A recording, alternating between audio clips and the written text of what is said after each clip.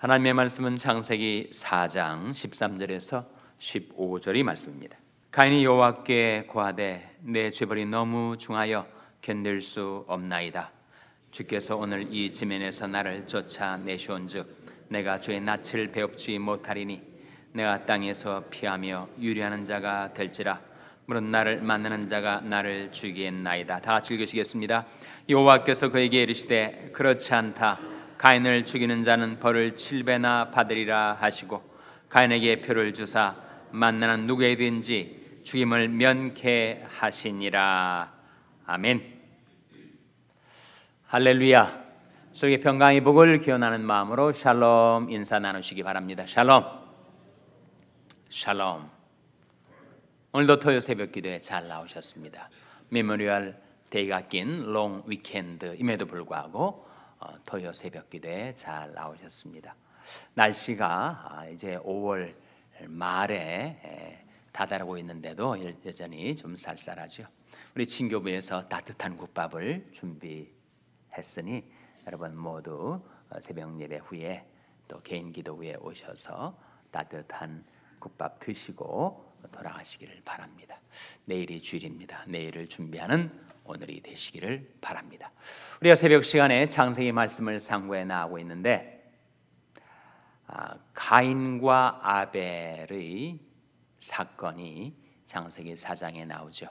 가인과 아벨은 무슨 관계입니까? 형제지간이죠. 형제지간에 그야말로 고륙지쟁이 일어나서 형이 동생을 죽이는 살인 사건이 벌어졌습니다. 그래서 인간을 가리켜서 가인의 후예라고 하는데, 죄가 세상에 들어온 다음에 모든 인생은 죄성을 지니고 태어나죠. 가인과 아벨, 왜 가인이 아벨을 죽였는가? 직접적인 원인은 그의 시기와 분노였습니다. 형제지간에도 그렇게 시기하고 질투하는 모양이에요. 가인이 아벨에 대해서 질투심을 품었습니다. 그 시기심을 품고 그 시기심이 분노를 촉발시켰어요. 그 격동된 마음에 미움과 증오가 결국은 형이 아우를 죽이는 사건으로 그렇게 치닫게 되었습니다.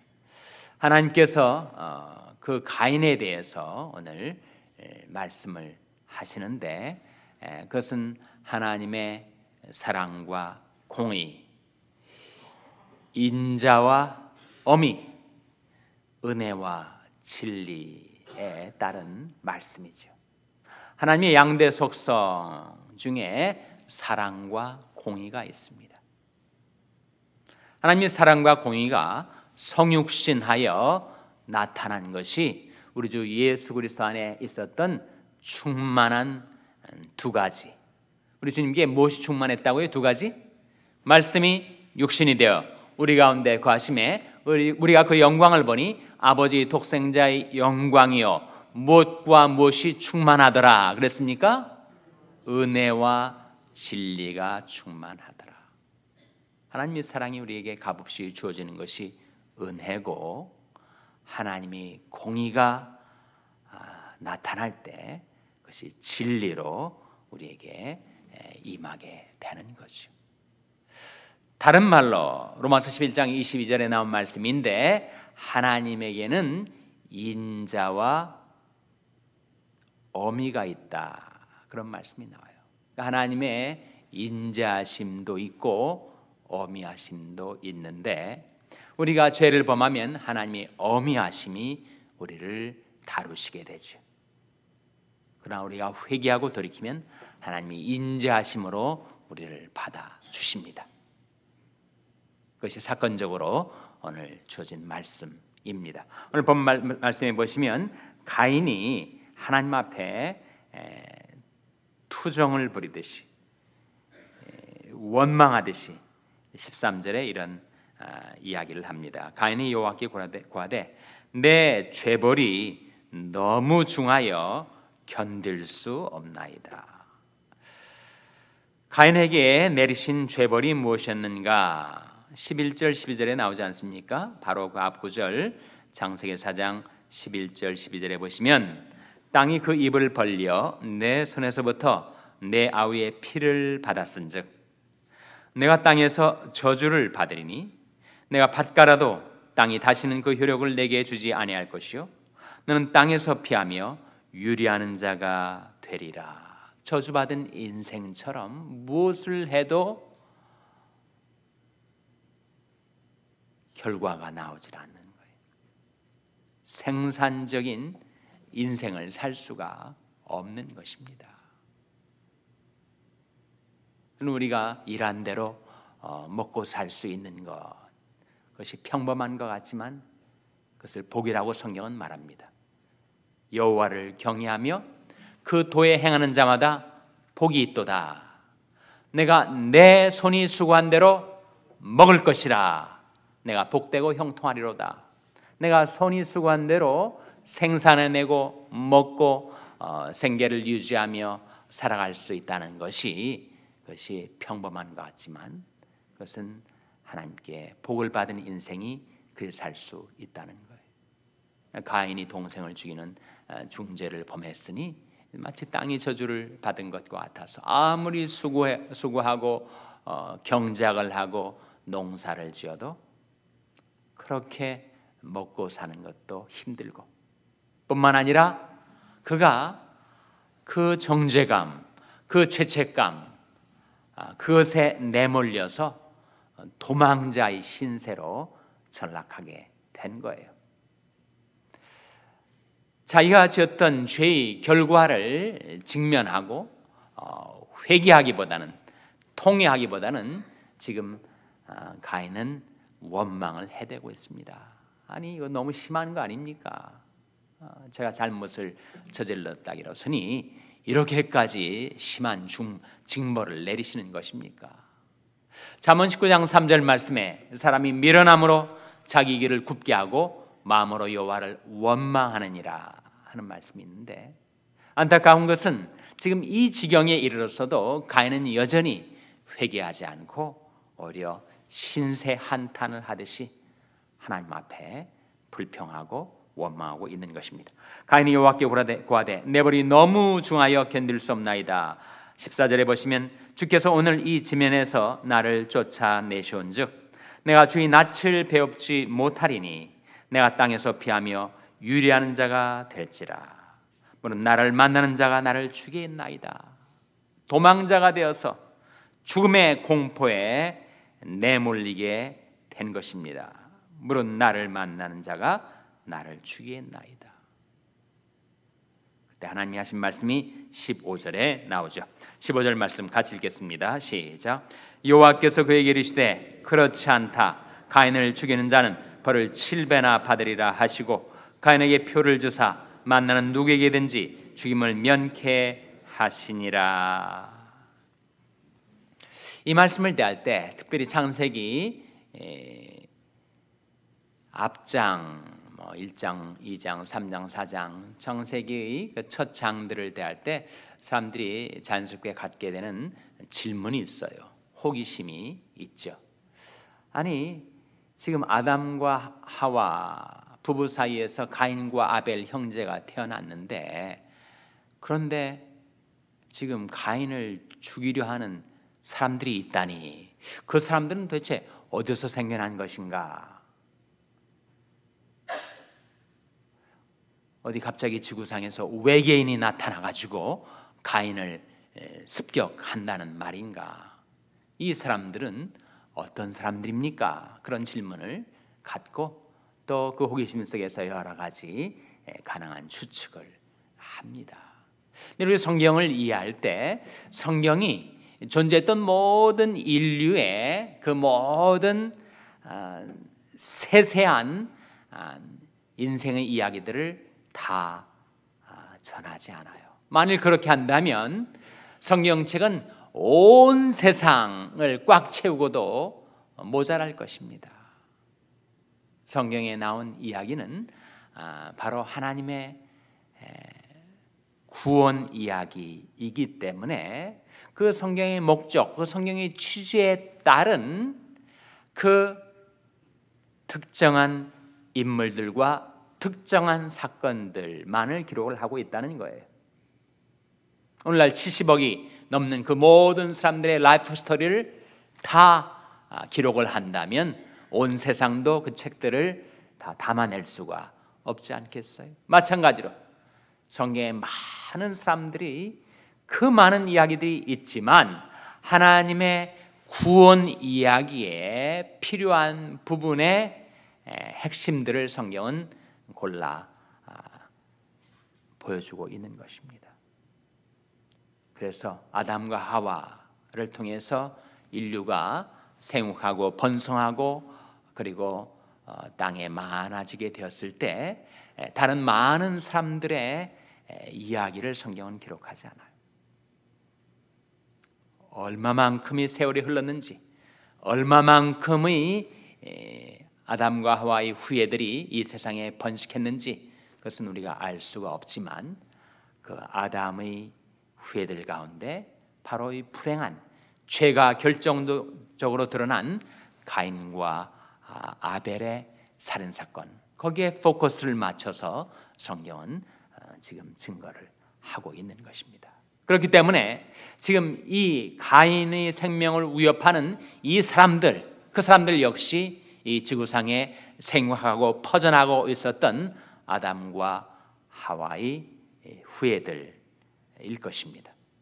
또 한 가지 말씀 속에 갖게 되는 질문, 그것은 바로 이 표가 뭐냐? 15절에 보시면 하나님께서 가인에게 표를 주셨어요. 그래서 그 표를 보는 사람마다 가인을 죽일 수 없게 되었다 하는 거죠. 이 표가 뭘까요? 역시 표에 대해서도 사람들이 관심을 갖게 돼서 이런저런 추측을 합니다. 그것은 아마 가인이 이마에 뿔이 생겨가지고 그 뿔을 보는 사람이 무시무시한 공포심에 사로잡혀서 가인에게 접근을 하지 않았을 것이다, 그런 추측도 하고, 아니면 가인의 얼굴에 문둥병이 생겨가지고 불가촉 천민이 돼버린 그 가인에게 누가 감히 가까이 오려 하지 않게 되었을 것이다, 그렇게 추측하기도 하고, 또 어떤 사람은 그 표를 사람을 죽인 살인자의 그 험상궂은 얼굴 표정, 그 무시무시한 사람을 죽일 것 같은 그런 혈기와 증오심으로 변해버린 사나운 그 가인의 얼굴 표정이 아니겠는가, 그렇게도 추측을 합니다. 다 추측들이에요. 그 표가 구체적으로 무엇이었든지 한 가지 분명한 것, 그것은 바로 하나님께서 살인자였던 중죄인이었던 가인에게 허락하신 은혜의 표입니다. 그가 죄를 지은 대로 괴로운 인생을 살게 된 것은 하나님의 공의였지만, 그러나 하나님께서 가인에게 긍휼을 베푸셔서 그를 죽지 않고 살 수 있도록 은혜로 호위해 주신 것이죠. 오직 죄에게 피하는 자는 다 기뻐하며 주의 보루에 인하여 영영이 기뻐 외치며 주의 이름을 사랑하는 자들은 주를 즐거워하리이다. 여호와여, 주는 의인에게 복을 주시고 방패로 함같이 은혜로 저를 호위하시리이다. 아무리 화전들이 불화살이 날아 들어도 방패가 있어서 방패가 그를 감싸고 호위한다면 그는 해를 당하지 않는 것처럼 방패로 함같이 은혜로 호위해 주시는 하나님의 은혜의 표입니다. 세상에 보면 이렇게 이마에 표를 받는 이야기들이 나오는데, 사망의 표를 받는 사람도 있고 생명의 표를 받는 사람도 있어요. 저주의 표를 받는 사람도 있고 은혜의 표를 받는 사람도 있습니다. 누가 하나님의 인자하심에 거하게 되는가? 우리가 하나님의 어미하심 모두에 거하게 되면 우리는 징벌을 당하고 심판을 당하죠. 그러나 하나님의 인자하심에 모두에 내가 걸려 있으면 우리는 하나님의 은혜로 살 수가 있습니다. 로마서 11장 22절 말씀 한번 찾아보시기 바랍니다. 로마서 11장 22절 말씀 우리 찾아서 한번 같이 읽겠습니다.